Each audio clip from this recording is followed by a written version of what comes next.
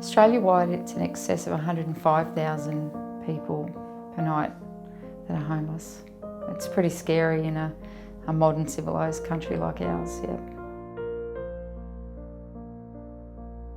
Most people in society today are only ever 2 paydays away from being homeless.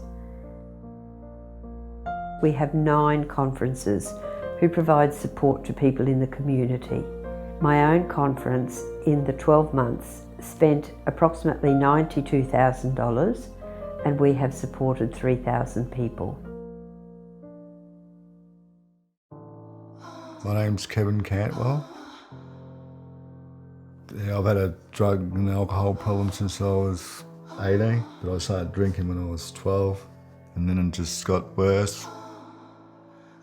I've had a few close calls. I've been stabbed 4 times. Rehabs and jail, and it's not a very nice life. Addiction's a wicked thing.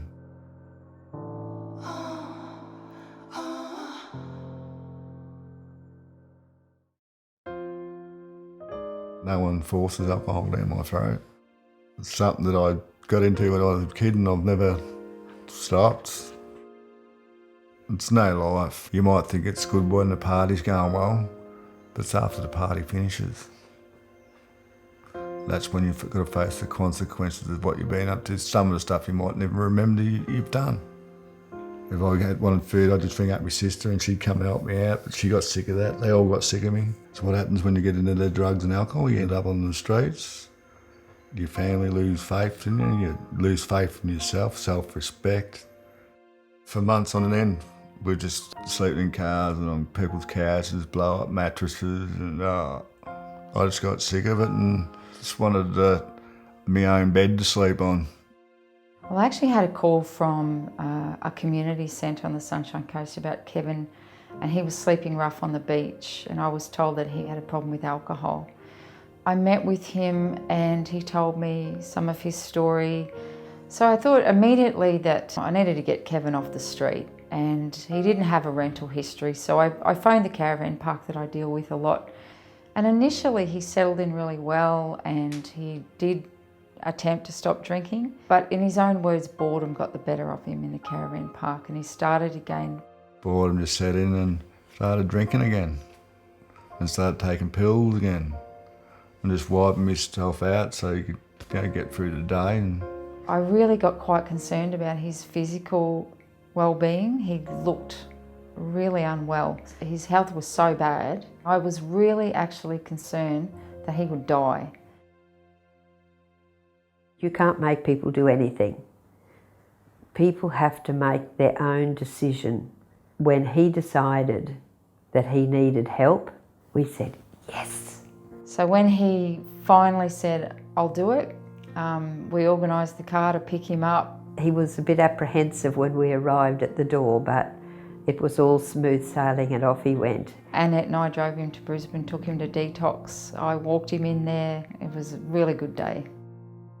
We supported him even while he was in there with phone calls, and then when it was time to come home, we assured him that we would have a proper place for him to live. I felt that if he came out of rehab into homelessness, I really did think he might die on the street. Our housing officer, Sandy, was working on finding a vacancy for him when one became available, and we had the warehouse come up with all the furniture, and the day he turned up here, when he'd finished rehab, the truck was around there delivering furniture to his unit. It's a really big collaborative effort on all of the parts of Vinnie's and how they work together. my brain was going 100 miles an hour, just thinking, geez, this is nice. And like, wow. Well, compared to staying in the car and that, and the caravan park, I've got a nice little unit. I've got some support by Narelle and all of them down at St Vincent de Paul. The community centre, that they're very nice people there too.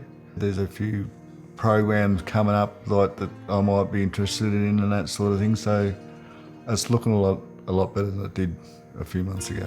Kevin was really proud, showing me all the new clothes and shoes he'd bought with his money because he hadn't been spending it on alcohol, and that was a very proud day for him that he had money to spend. I'll meet some people. I know a few people will say hello to and have a talk and all that, but I just go for a walk along the riverbank. That's beautiful along there. There's chairs and that where you can sit down and have a thing. I might do a bit of garden and stuff soon. I'm sure that he will go backwards, but then he will go forwards.